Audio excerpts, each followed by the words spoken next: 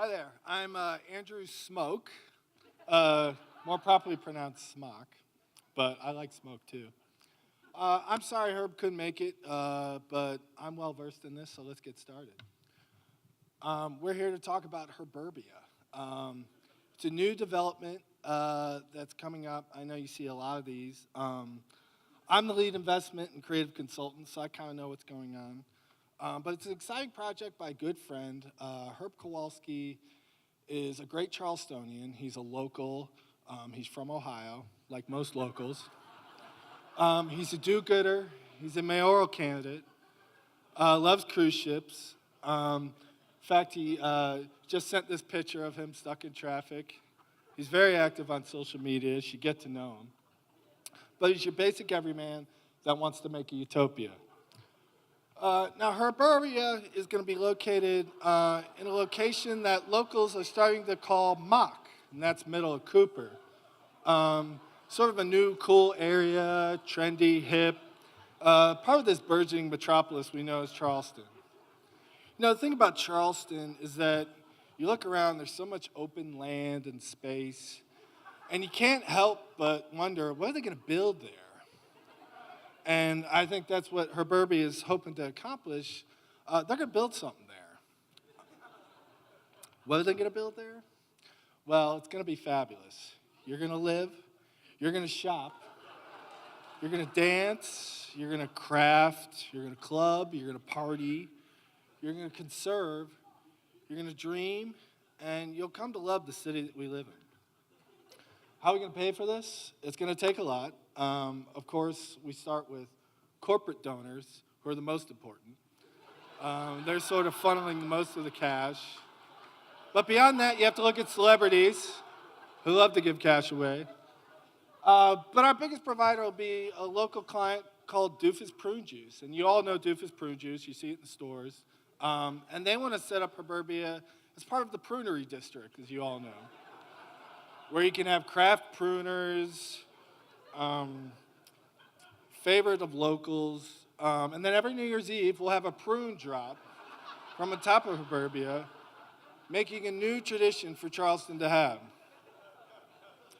Now, if you want to live there and you're single and lonely, there's great layouts, plenty of amenities, very modern, very open, very up to scale.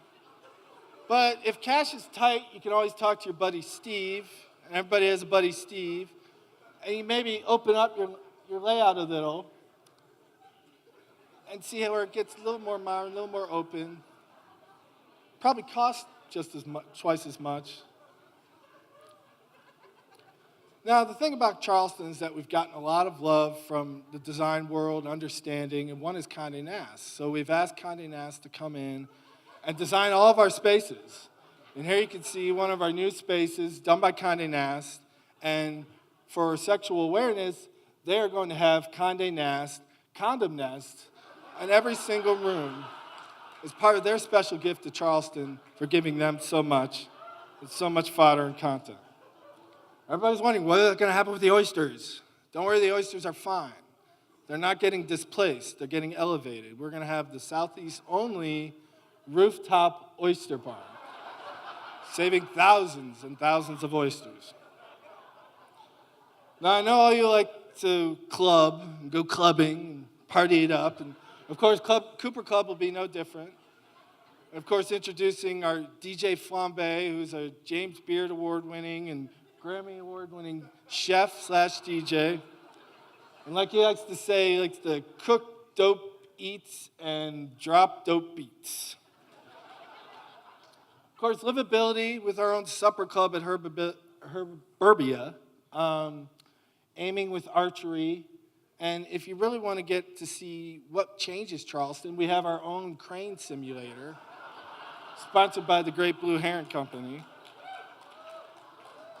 Of course, it's Charleston, so food is important. We brought all the local players who want to use locally sourced food, local electricity, local sun, local wind. One we're really kind of excited about is a new local group called Steamin' Weenies, and they're brought by a group from Atlanta. And what Steamin' Weenies does is bring that old farm to trough tradition that's kind of big into the South. What it hopes to do is really cement Charleston as the forefront of the Frankfurter industry. And of course, there's going to be vendors, there's going to be shopping, and Charleston's going to bring a high end of elite artisans and vendors for everyone to experience.